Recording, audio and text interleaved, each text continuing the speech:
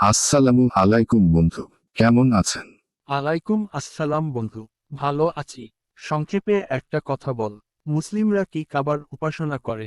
না, মুসলিমরা কাবার উপাসনা করে না।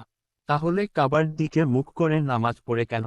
কারণ কাবা হলো শুধু একটা দিক, যেটাকে কিবলা বলা হয়। তাহলে উপাসনা কার জন্য? শুধু আল্লাহর জন্য। একটু সহজ করে বলতো।